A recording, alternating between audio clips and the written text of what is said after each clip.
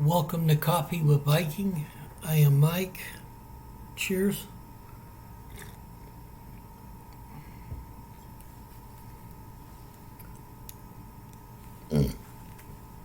Cities of Refuge and Justice. Joshua 23. Anyone who kills another person accidentally and unintentionally can run to one of these cities.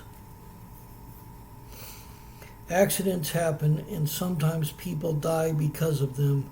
In Joshua's day, it's an eye for an eye and a life for a life. That's a common law throughout the Middle East.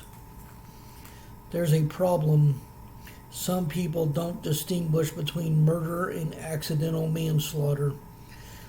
Accident or not, the killer has to die. Without law enforcement officers, it's usually up to angry relatives of the victim to hunt down and execute the killer. Unlike such laws of the day, God's law distinguishes between murder and manslaughter and makes provision for a fair trial. God names 6 of 48 Levite cities as cities of refuge. He scatters these half-dozen cities throughout the land so a killer on the run doesn't have too far to go. And that's the map of the cities of refuge.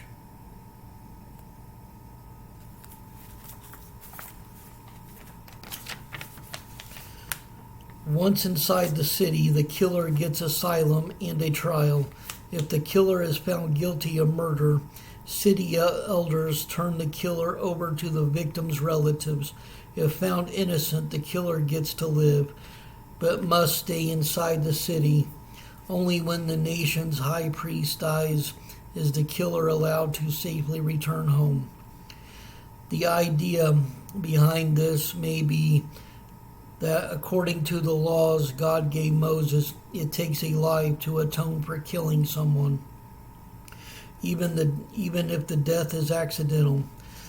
The life of the body is in its blood, God told Moses. It is the blood given in exchange for a life. It is the blood given in exchange for a life that makes a purification possible. And that's Leviticus 17:11. The death of the priest apparently atones for the manslaughter, and the death is supposed to satisfy even the victim's relatives.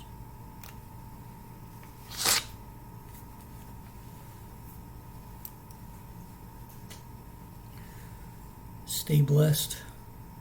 Stay caffeinated.